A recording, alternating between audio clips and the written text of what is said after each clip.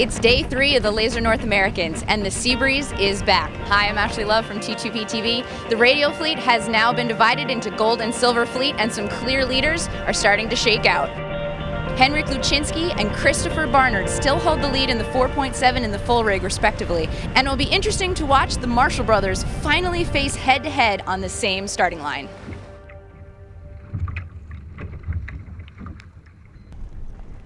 The first start today are the full rigs. They're coming out here early, and still a big line sag for these guys. There's still a lot on the line, even though there's some clear winners being defined. There's high school seniors looking for good college teams, even younger looking for good coaches, and there are 3 berths in almost all the divisions available for the Worlds in Mexico next year. Haven't tacked yet off of port. There's a lefty coming in. Connor Swickert is the furthest one to the right from my hometown of Rumson, New Jersey. After spending 15 years sailing a laser, I know how difficult it can be to race a 4-day regatta with these conditions. Every little ooch over these waves is gaining and losing an inch of water.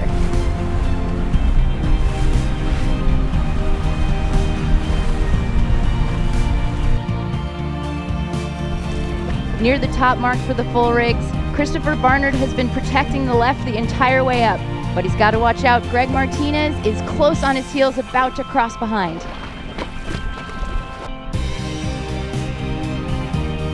I was talking about yesterday how boats moving up from the 4.7s all the way up through the laser fleet. Greg Martinez started in 4.7s, then to radials. Now he's crushing this race with the 2nd place in the full.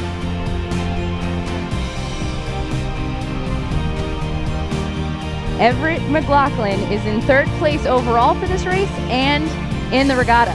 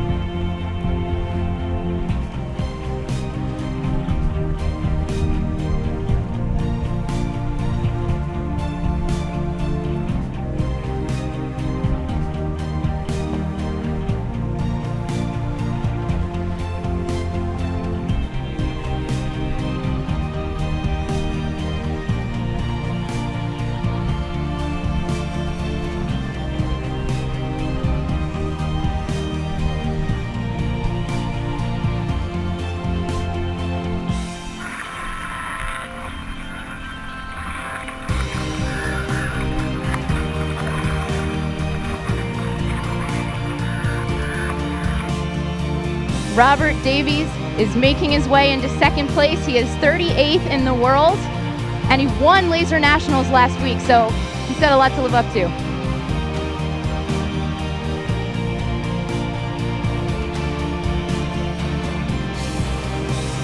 With Christopher Barnard so far out in front, it's sort of a race for 2nd place right now. And Greg Martinez just rounding in 3rd, trying to get back to 2nd place.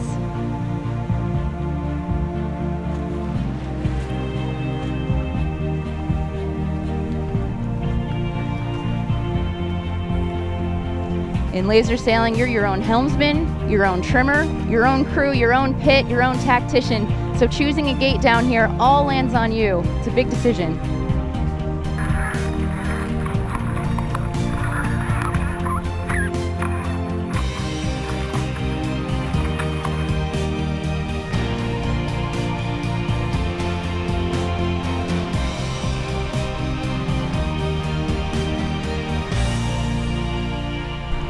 Switching back to the 4.7s, it's their start of their 7th race, and Jacob Fisker Anderson in the red shirt is in 2nd place, but only by 4 points.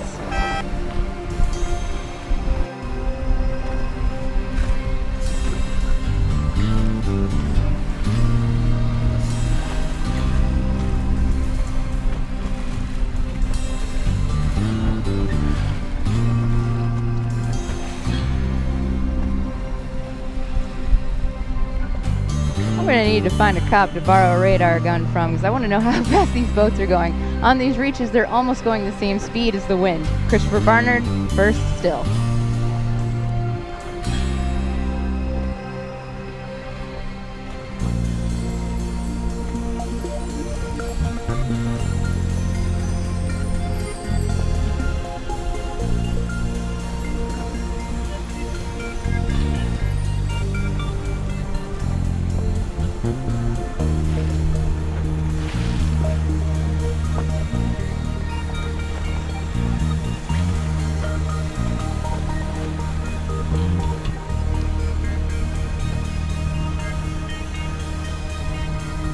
bit of a tacking duel resulted in Christopher Barnard getting to the line first. Rob Davis will have to settle for a second, but with a big lead on third. We've come over to the radial start. This is the gold fleet, so this is the top half of however the fleets worked out yesterday and Thursday. There's a lot of current out here, pushing everyone under the line so no one was over.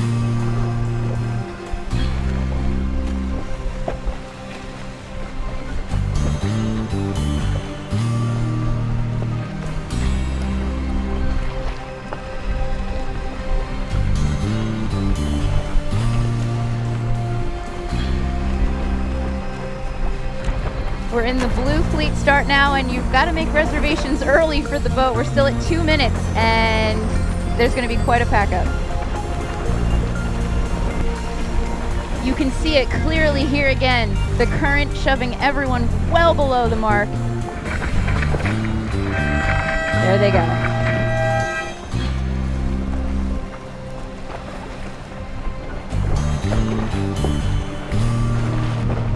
Back over to the gold fleet, we are at the top of their trapezoid, and Nick Baird is winning this race, with Scott Rasmussen close behind and our fleet leader, Henry Marshall, trying to keep it tight.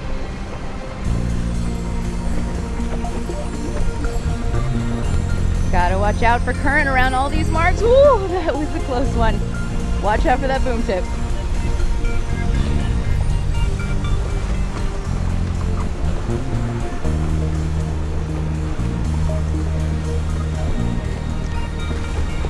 The reason we've been seeing individuals get so far ahead is because sailing in groups is so slow. Not to mention the wind shadows, it's hard to make decisions because of the boats around you. Here's an example of a big glob. These boats are going to want to be escaping from each other.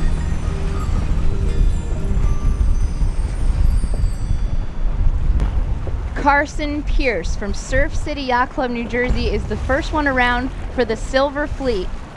Michael Enot, Megan Plotch, and Alex Fasolo are tied at the top of this fleet. They just missed out on Gold Fleet, but that puts them right in the lead for this part of the division.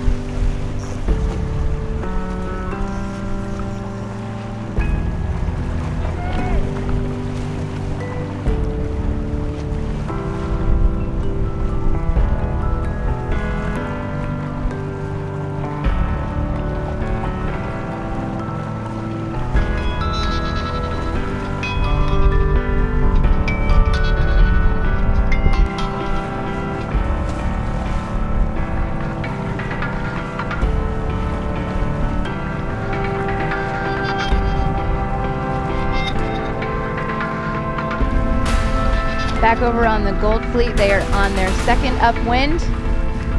Henry Marshall has taken over the lead again and has to make a choice behind him whether to tack, and he did.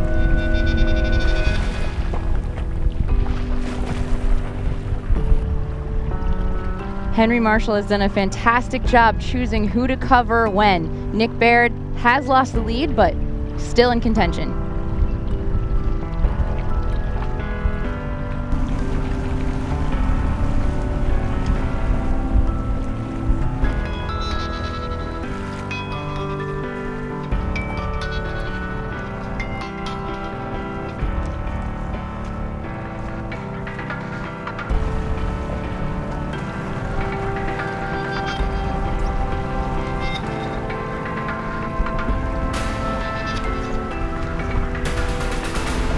The top mark is also littered with coach boats, making notes on their kids.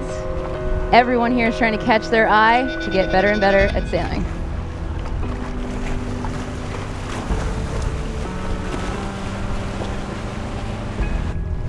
Henry Marshall putting another bullet on the list. After 6 races, he dropped an 11, so he's back to having straight bullets. I wonder if it gets lonely up in front.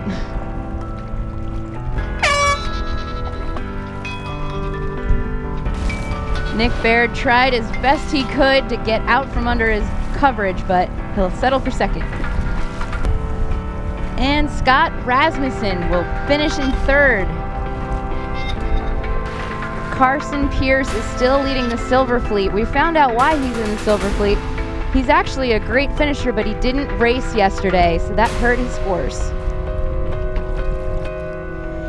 This is the blue fleet, the silver fleet's last time downwind, so any maneuvering they want to do for positions right now.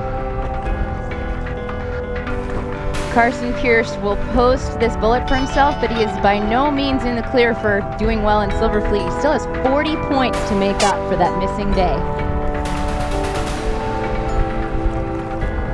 Kelly Cole from Oklahoma City crosses the line in second as our first lady. And it's close between Michael Enot and fourth place. Well, the Marshall clan is starting to break up. Christopher Barnard is extending its lead in the full rigs, and there's a lot of racing still left to do for the Silver Fleet in the Radial class. Join us tomorrow for the fourth and final day of the Laser North Americans. For T2P TV, I'm Ashley Love.